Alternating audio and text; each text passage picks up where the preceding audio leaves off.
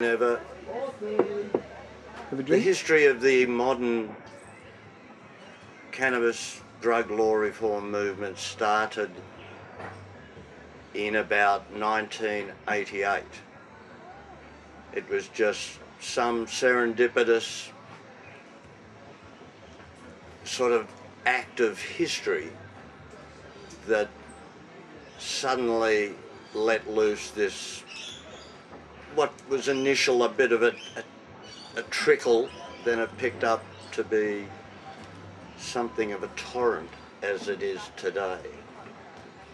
But I, having just spent the weekend back here in Nimbin at Mardi Grass, I come to realise how within the sort of local cultural scene I am seen as being, and in modest reflection, that is what I am, an initiator of the issue drug law reform and putting it on the agenda locally, because it wasn't on the agenda. The concept of let's do something, we've got a problem, prohibition doesn't work. It's broken down. It just creates problems for all of us. Let's try and sort this out. Now, it never really hit the airwaves in such a complicated way. I felt we had, here in Nimbin, we were under threat from a conservative political force. You know, they're just country people in Australia, the National Party. This was their devoted leaders' electorate. The people were, in the short history of colonial Australia, these were the families who had farmed the areas for generations. And they didn't, when the Aquarius Festival happened, a change happened, people came to the area. People who had totally different values, who looked totally different, who dressed totally different, whose simple, basic, fundamental underpinnings, which these people were all prepared to stand up and defend, were just different. And the local people, look, it's always different when suddenly you get this loud swarm of certainly visibly prominent people into your environment. When they start telling you that the things you've done for ages are perhaps misguided and mistaken in things like the forests, in things like pesticides on plants washing into the river, all these things that are standard environmental issues these days were all in fact new challenges, and that was the relationship with the local people. Now, they couldn't really bust us as a community on any old political or moral or whatever their point of view. They had to look for an issue, and the issue was the old favourite. It became drug bashing, which is not to say that that the history of Nimbin is free from problematic drug issues within our own community. But we were like this. It was abhorrent to their senses of etiquette, and they said, well, drugs must be the cause of it. Look at the Beatles, look at the Rolling Stones, look at Woodstock, you know, you let them in at one corner and before you know it, the place is overrun. So they used drugs as a weapon against the alternative culture. It separated, it divided, it scared. We were fearful of the police. This was years before, when I started, 1988 I think it was, roughly. The year I started, the police were pretty cowboy-like around here. They did pretty much what they wanted. You complain up and they just have mates up there. So, where was I going? The police were pretty easily able to be influenced by the local culture to just be as outrageous as they wanted. And so they stopped people. They searched people's places without warrants. They searched people without warrants. It became a threat, not only to the reality of the community, but also as the community was perceived by other people. So that was the first part. I also personally felt that the drug issue, unresolved, posed a threat to the internal harmony of our community. When you got dealing, you get greed, you get division, you get people with money having power. Look, all those things, it makes people were scared that they were going to get ripped off. People got ripped off, you know, meant big bucks for some people. There was greed though. Greed was the thing that or self-interest in terms of standing somewhere in the money stream. Somehow or other I thought we needed to work out some sort of alternative to what was going down that would be in the public interest. Anyway, that's the two issues, internal threat, external threat.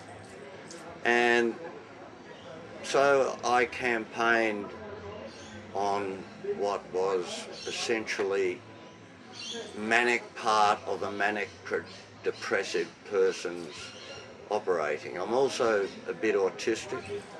I really don't cope well with people, but I get strong ideas and I will pursue those ideas if they don't conform with an interest that I picked up when I was 15, and that was just social justice for people, and the drug laws weren't an instance of social justice. So I started movements. I started a number of organisations.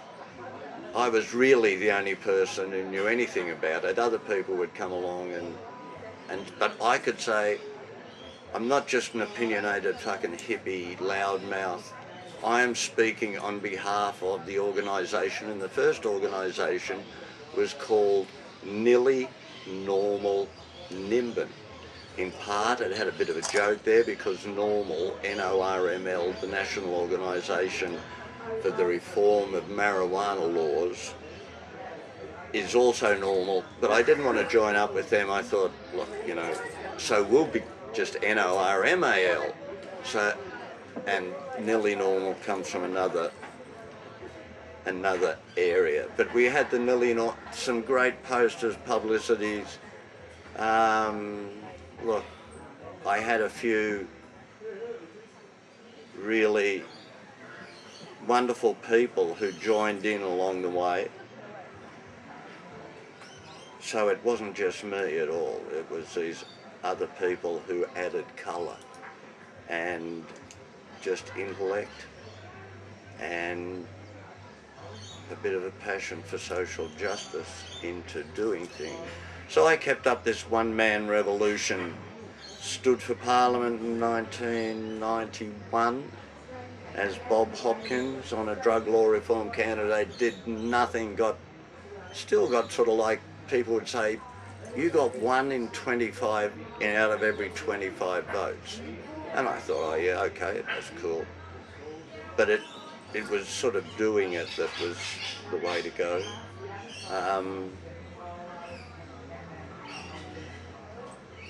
Nearly Normal Nimbin changed to Nimbin Hemp, to wit Help End Marijuana Prohibition, which was from Jack Hearer's book in America over The Emperor Wears No Clothes. He used the HEMP, Help End Marijuana, Prohibition, so there was nothing, it was just something that I pinched off him.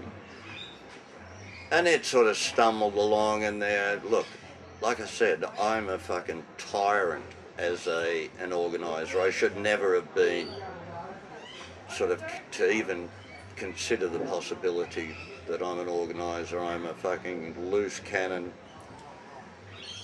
Aspergian, flying off the handle person. I used to say that I was from the, who was the guys from the Pol Pot School of Community Diplomacy, take no prisoners. So these things were drifting along, the organisations were being formed, and they didn't really amount to anything except me, and arguing with a few other people who happened to make the mistake of getting involved. Then one day in a conversation with Sam Bernard in his organic fruit and vegetable shop, I was saying, Sam, I think I need to change the name, it's getting confusing here. And he's just, you know, we were throwing names around, he said, oh, what about the Hemp Embassy? And we talked about other names, but the Hemp Embassy stuck with me. And so I thought it did one of a number of things. It was a great name. It indicated that we saw ourselves as representatives and defenders of a fellow species on the planet who has been severely maligned.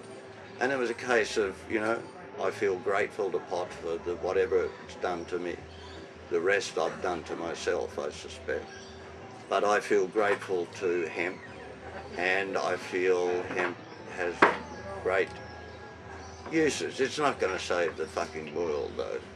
If anything's going to save the world, it's going to be this plague of humans doing the right thing.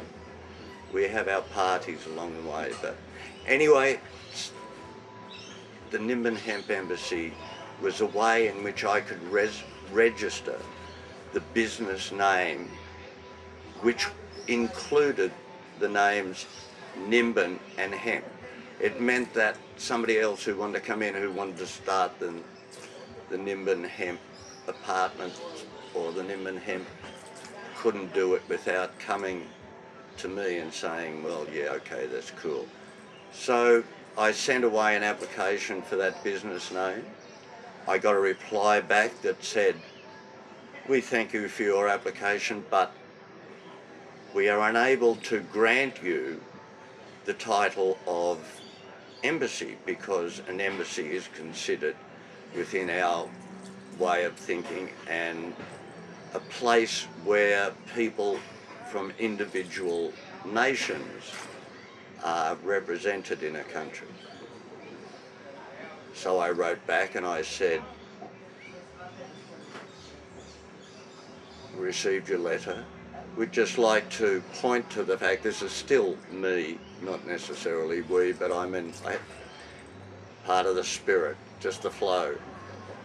I said, we are in fact representing the devas, the spirits, the essence, the divinity within the plant, because we feel that the plant's not getting very good representation, and we would just like to protect the integrity of the plant. And we have been in conversations with the spirits that thrive within the plant, and they had acknowledged their willingness for us to represent them on the human. About another week later, I got another letter back that said, your application is granted. And so the Nimbin Hemp Embassy sort of was the first time that we started having residences. This was after Mardi Gras, the first Mardi Gras. The town had sort of gone through at that first Mardi Gras. It was like an empowerment ritual. I couldn't get anyone to speak at the first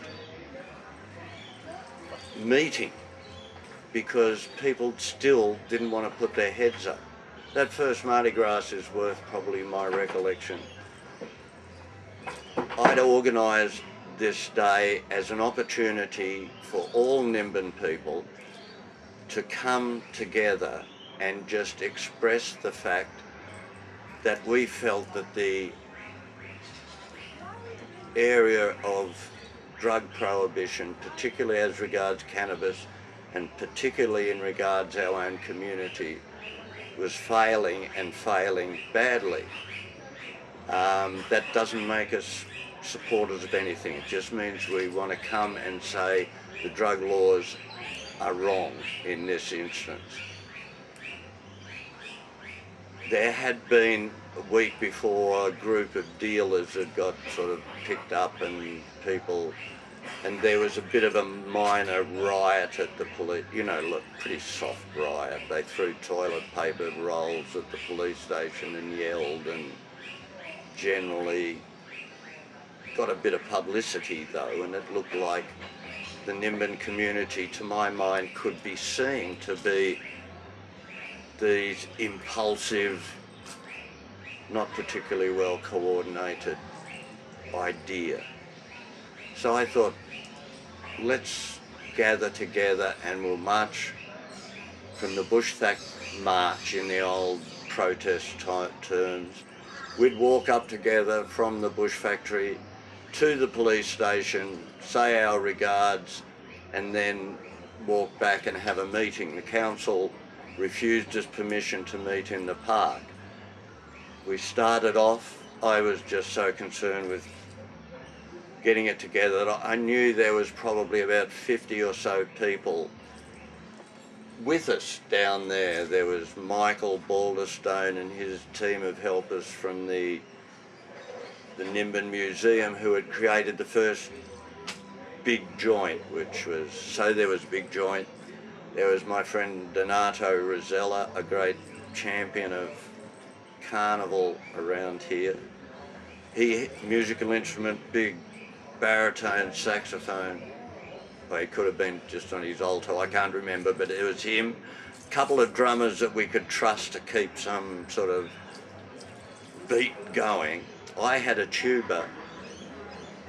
As I'd said before, I couldn't get speakers here at the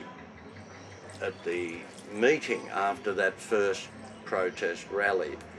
And so, as well as myself, I advertised the Plantum, that the Plantum needed to be in costume. And when I was down there, I was in the Plantum costume, I dressed as a nun.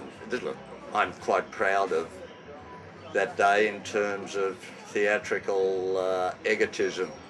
So there was me with a tuba in a nun's outfit, just hell-bent on getting this thing off the road. Donato was walking beside me saying, this is the pace we keep, we don't go fast, we don't go fast. And there it was, 50 sort of people straggled out of the Bush Theatre car park. And I noticed as we were going, but I was just so into trying to get some sort of coherence on the tuba, trying to keep Don's pace, tried to do all these things, and I noticed there were people standing along the road edge, just cheering and being generally positive about the thing.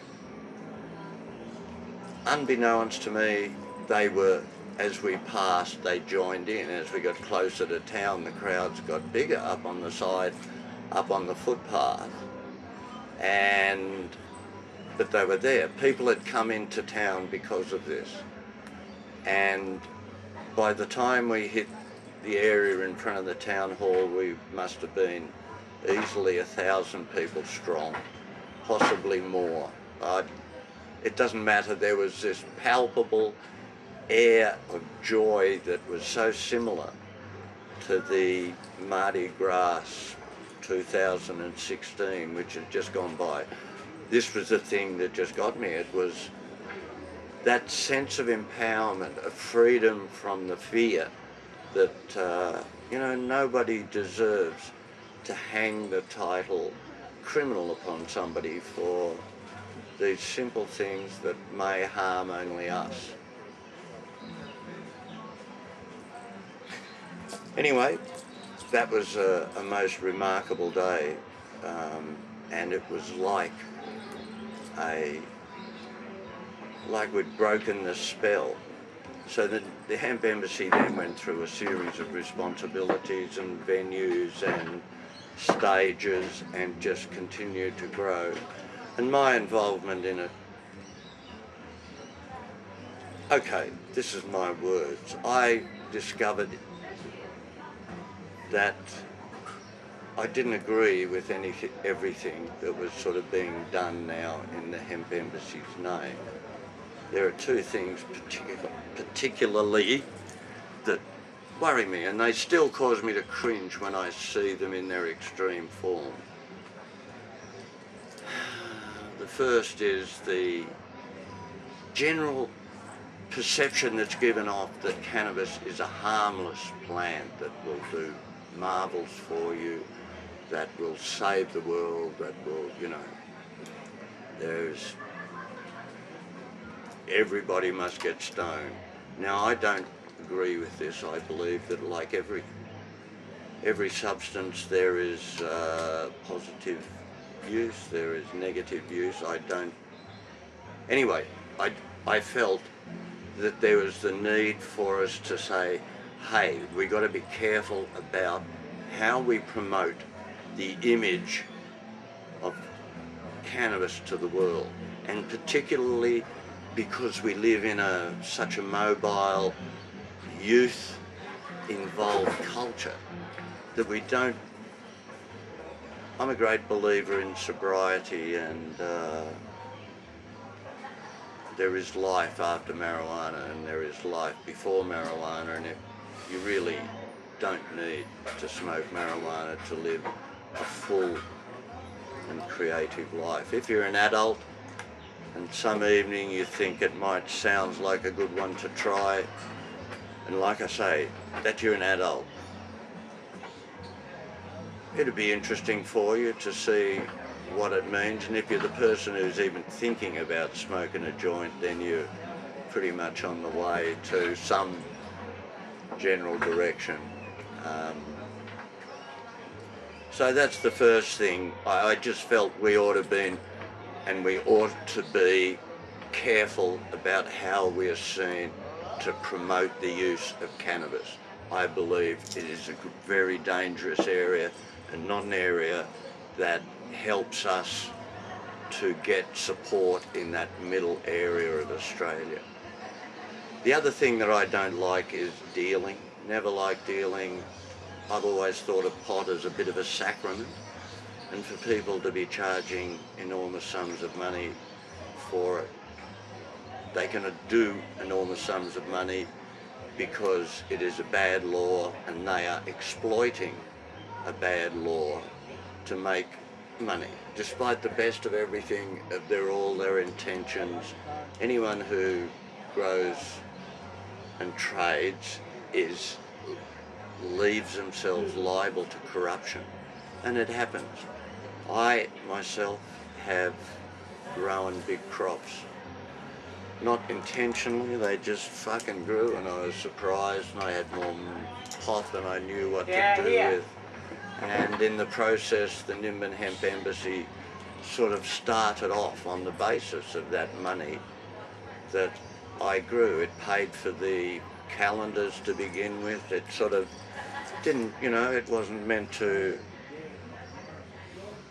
it was just useful to help me put the word out. But there was a corruption there that happened just in the process of handling money that I saw. I am part of sort of like the bottom feeders of society. And the bottom feeders of society, by and large, we don't sort of have the support, the ability to see the bigger picture as regards drug use. And people on the bottom, who are bottom feeders, run into extreme problems of how to maintain a supply. It takes away so much of their paycheck or their welfare check or whatever they get. And life becomes, it's not really whatever the beauties of cannabis that we could share. And I sound like a bit of a pot promoter there, but there are nice things that come, and you're looking through the window and people are smoking joints that they're bought. I love Uruguay. Go Uruguay. Uruguay are the first country in the world to have legalized cannabis. It's still an ongoing work in progress to get it fully up and running. Their thing is, we need to do the contrary of what the Americans say. The Americans who are involved they say, in order to stop young people using this, we need to keep the price at a prohibitive level. Now that's all very well if you're a fucking middle class something or other who can afford that sort of bucks. But for a lot of people, they can't afford that sort of bucks. And still, you know, their whole life is just spent then on... In Uruguay, you register with the government as a cannabis user. You become eligible to 40 grams, that's roughly 1.5 ounces of cannabis, grown under conditions so that you know what you're getting. You're not getting some fucking dumb shit stuff, and you're not getting some blow your head off type stuff. You're getting good quality cannabis. You pay $40 for that for the month, $1 a gram. Here in Australia, we pay over $10 a gram around here.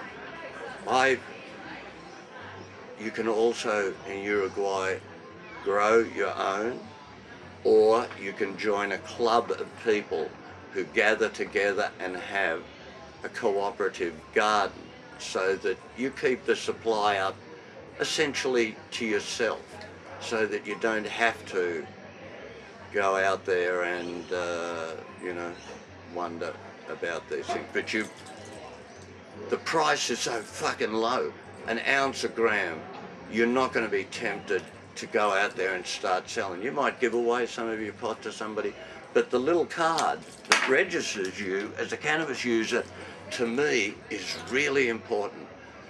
With that little card, you get data about, well, okay, they're hanging in, they're doing their 40, they might tell us, we've got, you know, they've joined a cannabis growing club that, you know, they're doing all right, they touch base with us, they're not having any problems, they're keeping it away from their kids, they're, you know, being discreet, but at the same time feeling whatever they feel, whether...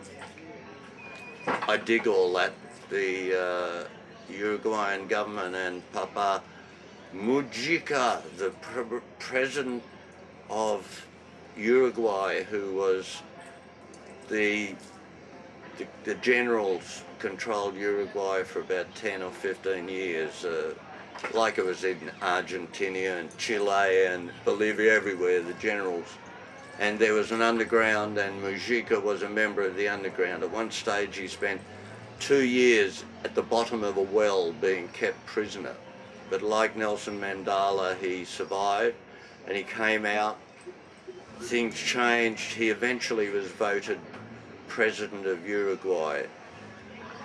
He, in his opening terms, he legalized abortion, which in Latin America is unfucking known. It's just against everything. He legalized gay marriage and he legalized cannabis production. Well, he said in play. His thing was, you fucking take on the cartels at their own game.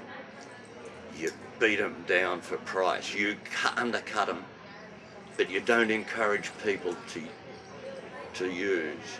But that's how you get rid of crime. And look, the Americans sort of say the opposite, the people who are involved. And I think, how are you going to stop an underground movement? You know, people, it's still this battle for fucking elbows for market position. So these are things that concern me. I think that we need now as a group, the Hemp Embassy, I rarely come to to Nimbin, and because of differences of opinion I had about that, you know, the fact that I feel, and I can point in the direction of what makes me feel this way, but I can't prove anything. I'm just an opinionated, old, boring hippie who just has read this, thinks this is the way it goes, but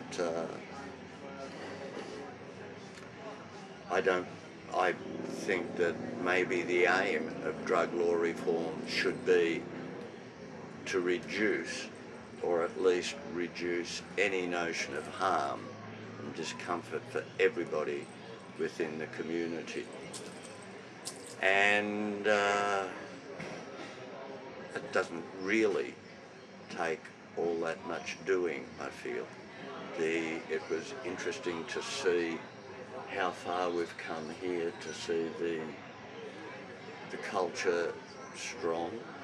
I still think we need intelligent conversations about where do we go from here, instead of still saying the laws are wrong, no, the laws are right, the laws are fucking this, the laws are that. And you get caught this wedge between the people in power who aren't prepared to give ground and people over here who aren't prepared to give ground. And in amongst all this, I think there is harmful stuff happening in the media, in the social media, people making exaggerated claims for cannabis. Cannabis is just something else that we may or may not encounter in our life. We certainly won't be lesser people because we haven't tried cannabis. Cannabis is sort of okay, suits some people, suited me. I spent my young and early life I have since discovered I'm sort of on the autism spectrum. I sort of fall into this group of people called Asperger's, which is a difficulty in coping with people, difficulty in finding a place in society and understanding a place in society. And when I first smoked pot, the world changed for me. I was sort of in a magic realm.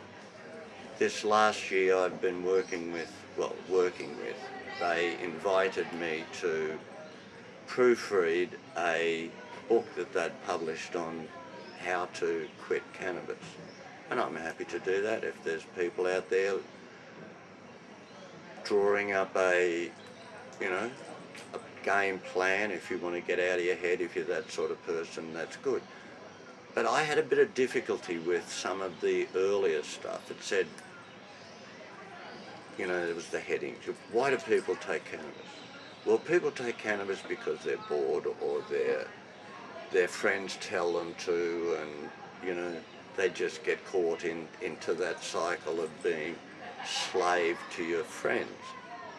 But I said, but no, look, this wasn't why I smoked cannabis. I smoked cannabis because it made me a different person. That wasn't me. I didn't have to deal with that shy person, the person who couldn't get I couldn't talk to anyone.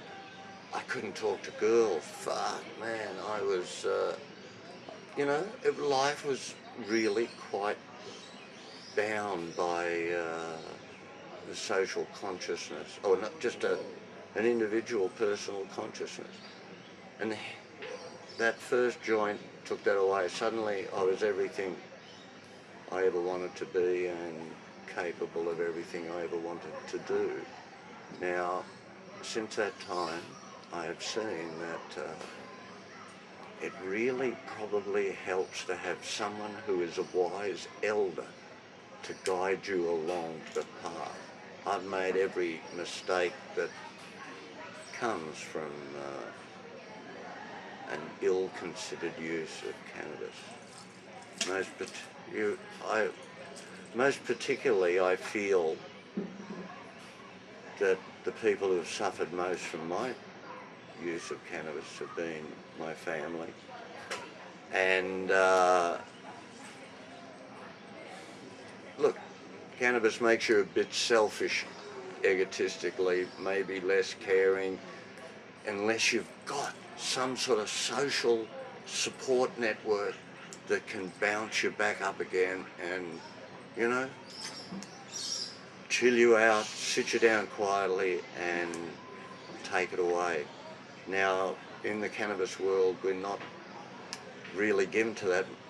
Well, it doesn't seem like, well, we haven't developed it yet, but I'm saying compassion needs to come into this whole thing quite substantially.